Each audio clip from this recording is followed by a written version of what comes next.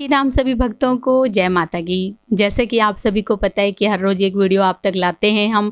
और आज जो है हमारे पास बहुत ही जो है किसी ने कमेंट किया था व्हाट्सएप पे, मेरे को स्पेशली रिकॉर्डिंग करके भेजी थी कि इस पे वीडियो बनाइए कि हम जो है बालाजी में भी जाके आगे, अर्जी भी लगा के आगे, फिर भी हमारा काम नहीं बन रहा है। क्या कारण है? कहीं हमारे से कोई गलती हो गई है? तो अंत तक हमारे साथ बने रहिए, तभी आपको पूरी वीडियो समझ में आएगी। अगर वीडियो अच्छी लगती है तो लाइक करें, शेयर करें, कमेंट करें। और अगर आप हमारे चैनल पे पहली बार देख रहे हैं तो चैनल को भी ज़रूर सब्सक्राइब करें, साथ में बेल आइकन है उसको प्रेस करें ताकि आने वाली हर एक वीडियो की नोटिफिकेशन सबसे पहले आपके फ़ोन में पहुंच जाए। चलिए शुरू करते हैं आज की वीडियो। जय श्री राम।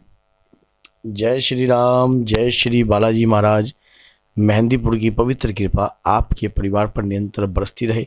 आपका परिवार खुशमय हो, मंगलमय हो और सुखमय हो, और माँ दुर्गा की कृपा आपके घर में अन्नपूर्णा रूप में वास करे, ऐसी कामना अपने इष्ट देव श्री बालाजी महाराज से करता हूँ। कि मन में देखो, शंका तो कई प्रकार की उत्पन्न हो सकती है, क्योंकि शरीर के अंदर हर प्रकार के विचार उत्पन्न होते हैं, चाहे वो भगवान के प्रति हो, चाहे किसी भी व्यक्ति के प्रति हो, या किसी व्यक्तिगत पर्सन के व्यक्ति पर विचार उत्पन्न हो सकते हैं। नेचुरल सी बात है। अब हम जब भगवान की भक्ति करते हैं तो हमें एक उम्मीद होती है, जिस प्रकार से एक छोटा बच्चे को उम्मीद होती है अपने माँ बाप से कि कोई ना कोई चीज़ वो मांगता है, उसको अपने माँ बाप के ये उम्मीद है कि ये चीज़ मुझे मिल जाएगी।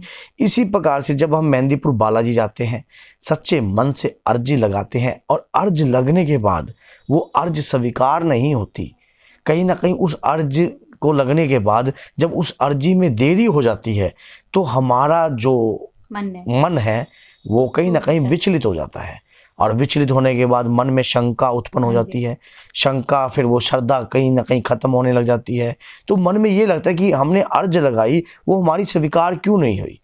देखो, हम जो बाबा के दरबार में अर्जी लगाते हैं, लेकिन अभी तो नया रूल आ चुका है, नया कानून के हिसाब से जो है अर्जी लग रही है। जो पहले अर्जी लगती थी वो और हिसाब से लगती थी, अब जो अर्जी लग रही है अब वो अलग तरीके से लगती है। जब हम मेहंदीपुर बालाजी में अर्ज लगाते हैं, चाहे वो हम संकट के प्रति लगाते हो, या किसी प्रेत या मनोकामना के लिए लगाते हो, या कोई इच्छा पूर्ति के लिए लगाते हो, या किसी के विवाह हेतु अर्ज लगाते हो, तो अर्जी हमारी, हम क्या बोलते हैं कि हे बालाजी महाराज, अर्जी हमारी है, मर्जी तुम्हारी बाबा, कृपा करियो रे। क्योंकि बाबा ने कृपा करनी है, हमारी तो अर्ज है। हम बाबा के दरबार में एक अर्ज लगा रहे हैं। अब मर्ज तो मालिक की है ना, वो कब स्वीकार करता है। मान लो हमें क्या है, कोई चीज हमें मिलने से हानि है। अर्जी के दो मीनिंग्स होते हैं। आप एक ही तरफ, कहते हैं ना, दोनों पक्षों को सुनना चाहिए, एक ही तरफ का पक्ष मत देखिए। अर्जी के दो मीनिंग्स होते हैं। मान लो कोई चीज हमें ना मिलने में ही ज्यादा बेनिफिट है, क्योंकि जो हमारी है, जो हमें मिलनी होगी, वो कोई दुनिया की ताकत नहीं रोक सकती। सो बाबा जी खुद हमें उन चीज से मिलवाएंगे, और जो चीज हमें नहीं मिलनी होगी वो होकर भी छिन जाएगी। क्यों? क्योंकि वो हमारी किस्मत में है नहीं, हमारे भाग्य में है नहीं। लेकिन बाबा के चरणों पे जाने से, बाबा की कृपा के पात्र बनने से अभाग्यवान भी भाग्यवान बन जाता है, और वो उसकी जो अर्ज है वो स्वीकार हो जाती है किसी न किसी के रूप में आकर। तो अर्जी लगाने से हमारे मन में, कई व्यक्तियों का इस प्रकार से क्वेश्चन जो था वो विचलित मन से था, टूटे हुए मन से था। मैंने 2-3 कमेंट भी पढ़े तो उन्होंने कहा कि क्या हुआ, हमने अर्जी लगाई। एक व्यक्ति ने तो ऐसे लिख दिया कि बेवकूफ़ बना रखा है, अर्जी क्या है, कुछ नहीं होता अर्जी से। मैंने उसका कमेंट जो है रिमूव करवाया, लेकिन दिखा नहीं रहा मैं उसका कमेंट। लेकिन हमें क्या है, अपने मन की है। कहते ना, मन चंगा तो कठौती में गंगा, मन मैला तो पूरी कठौती ही मैली। हमारे इष्ट हैं, हमारे आराध्य हैं, हमारे इष्ट के प्रति हमें पता है आज नहीं तो कल स्वीकार होगा। क्या आप जब पैदा हुए थे, क्या छोटी सी उम्र से ही आपका विवाह हो गया था? क्या उस उम्र से ही संतान उत्पन्न हो गई थी? जिस प्रकार से जो सूर्य का एक समय है, सूर्य जो उगता है 5:30 बजे उगता है, 6:30 बजे भी उगता है, 6 बजे भी उगता है, तो अपने समय पे निर्धारित है।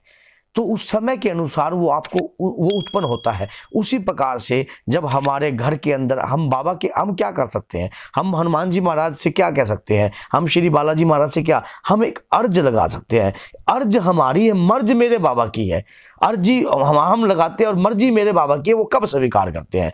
कई बार इस प्रकार से भी होता है कि हमने अर्जी लगा दी, क्या पता हमारी परीक्षा हो, क्योंकि सुन तो मान लो आपको क्या पता लगा कि वो अर्जी स्वीकार हुई है या नहीं हुई। ये सब जो कार्रवाई चलती है अदृश्य रूप में चलती है। ये अदृश्य शक्तियों की ताकत है जो दिखाई नहीं देती। ये वो शक्ति है जो निराकार, जो कण कण में वास करती है। हनुमान जी महाराज भगवान शंकर के 11वें रुद्र अवतार हैं और धरती के जागृत देवता हैं। उस जागृत देवता की जो शक्ति है, अब मेहंदीपुर में जब जाते हो तो वहां जो मार भी पड़ती है वो भी तो अदृश्य रूप में पड़ती है। क्या आपको दिखाई देती है? नहीं दिखाई देती। इसी प्रकार से जब बाबा से हमने जो अर्ज लगाई, जो प्रार्थना करी है, वो भी हमें दिखाई नहीं दे रही हमारे मुख से। अब इस बार का कि इस चीज का भी आपको क्या प्रमाण है कि वो दस्तावेज लिखा गया या नहीं लिखा गया? अर्जी लगाने के बाद दीवान सरकार के पास आपका फैसला जाता है। मैंने पीछे वीडियो बना रखी है कि दीवान सरकार का क्या रोल है मेहंदीपुर सरकार में, क्या कार्य है, कि किस प्रकार से फाइलें बनती हैं, क्या कार्य। मेहंदीपुर बालाजी एक बहुत बड़ी सरकार है जो एक नियम और कानून से चलती है। उस सरकार के आगे हम दरखास्त भी लगाते हैं, अर्जी भी लगाते हैं, और अर्जी हमारी होती है, मर्जी मेरे बाबा की है। उस दस्तावेज के ऊपर मोहर लगे ना लगे, मान लो किसी ने कह दिया कि मैं आज अरबोपति बन जाऊं, मन चाही होती नहीं प्रभु चाही तत्काल। हमारे मन चाहने से क्या होगा? प्रभु चाहे तो 2 सेकंड के अंदर अमीर बना सकते हैं, एक झट लॉटरी खोल सकते हैं। क्या पता बुद्धि में बैठकर लॉटरी खरीदवा दें, क्या पता क्या करवा दें, क्या पता 2 मिनट में 3 करोड़ की लॉटरी खुल जाए। क्यों? वो कहते ना, चल बाबा के चल बाबा के द्वार, पताना के दे दे, कोठी बंगले कार, पताना के दे दे। तो मेहंदीपुर सरकार मेहंदीपुर में जाने से हनुमान जी की कृपा आपके साथ चलती है, और आपकी अर्जी आज देरी जरूर है लेकिन बाबा के दरबार में अंधेरी नहीं है। मन को छोटा मत कीजिए, मन को निराशित मत लीजिए। अगर आपके घर में भूत है, प्रेत है, संकट है, डाकनी शाकनी किसी भी प्रकार की अभद्र शक्ति अगर आपके घर में वास कर रही है, क्या होगा? क्या बाबा से बरकत वो शक्ति है नहीं कि जो इस संसार की जागृत शक्ति है, जो संसार के अंदर हनुमान जी का जन्म तो हुआ लेकिन कभी जीवन में मृत्यु नहीं हुई। आपने हनुमान जी के जन्म के उल्लेख और कथाएं तो सुनी है लेकिन कभी मृत्यु के बारे में सुना नहीं, क्योंकि इस संसार के जागृत देवता है। माता सीता के वरदान के कारण इन्हें अमरता का वरदान प्राप्त है। तो आपकी अर्ज वहां स्वीकार होती है, सिर्फ नजरिया आपके देखने का है। आपने उस चीज को देखा नहीं है क्योंकि आपके सामने प्रमाण रूप में वो चीज नहीं है। तो मन को छोटा नहीं करना। बाबा के दरबार में माना कि तेरे दर पर हर व्यक्ति गरीब आता है, लेकिन जो तेरे दर पर आ जाए वो अमीरों और अरबोपति भी हो जाता है। क्यों? क्योंकि जिसे आपके दर्शन हो गए वो तो अमीर ही है, वो गरीब कहाँ से हो गया? सौभाग्यशाली है, क्योंकि बुलाने से भी नहीं बुलाते। कोई कहते हैं, कई सालों से कहते हैं मेहंदीपुर बालाजी जाना है, हमने इस तीर्थ के दर्शन करने जाने हैं, हमने वैष्णो देवी जाना है। मैं आज तक वैष्णो देवी नहीं गया, बताओ। आज तक माता की पूजा करता हूँ, कृपा भी प्राप्त करी है, सब कुछ किया है, लेकिन आज तक वैष्णो देवी नहीं गया। नहीं बुला रही। ये नहीं है कि मान लो कि कोई जाने में धन की कमी छोड़ रखी है या कोई मान लो परिस्थितियां हैं, हालात है, कई बार हम टिकट होते हुए भी कैंसिल हो जाती है। तो ये तो भगत की भावना है। कितना दृढ़ विश्वास अपनी माँ और अपने बाबा पे होगा। आपकी अर्ज 101% स्वीकार होगी, लेकिन जब वो जायज होगी। नाजायज तो किसी को भी बर्दाश्त नहीं।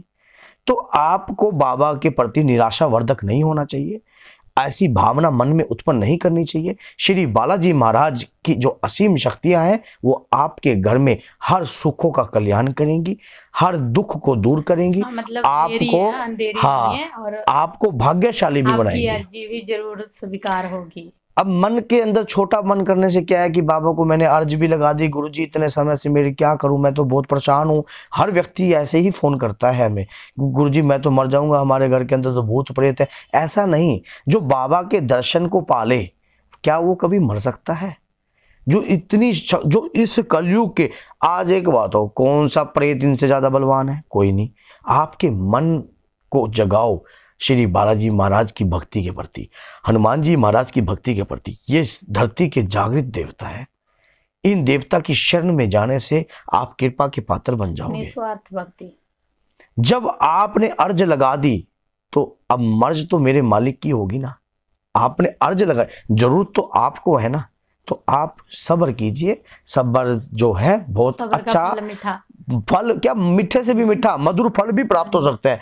अब एक भक्त था, वो कहता जी मेरे को मान लो एक समय की दिहाड़ी मिल जाए, 500 रुपये दिहाड़ी मिल जाए बस, और बाबा की पूजा करता है रोज डेली, अपनी पत्नी को बोलता है बस मुझे तो 500 रुपये की दिहाड़ी मिल जाए बहुत है। और बाबा ने सोचा था कि इसको दिहाड़ी 500 की क्या, घर बैठे बैठे पैसे मिल जाए ऐसा काम, क्या पता हमसे बेहतर ही तो सोचते हैं हमारे पिता। क्या माता पिता कभी अपने बच्चे से कभी बेकार सो सकते हैं, कभी छोटा सो सकते हैं? हर बाप हर माँ चाहती है कि मेरा बच्चा मुझसे भी उच्च कामयाबी हासिल करे। तो इसी भी प्रकार से बाबा की भक्ति जितनी अपार करोगे तो वो भी चाहते हैं, आपके इष्ट भी चाहेंगे कि मेरा भक्त का नाम हो, मेरे भक्त की ऊपर कृपा हो, उसका परिवार के ऊपर कभी दुख और दरिद्रों का वास ना रहे। तो इसीलिए मैं कहता हूं कि जो बाबा के दरबार चला गया, माना कि तेरे दर पे आने वाला गरीब आता है, लेकिन जो तुझे पाले और तेरे दर्शनों को पाले वो लखपति और करोड़पति और अरबोपति भी हो जाता है। तो बोलिए जय सीताराम, जय श्री बालाजी महाराज। मेहंदीपुर की पवित्र कृपा आपके घर का कल्याण करे। जय माता की बोल, जय श्री राम, जय कारे वीर बजरंगी, जय माता की।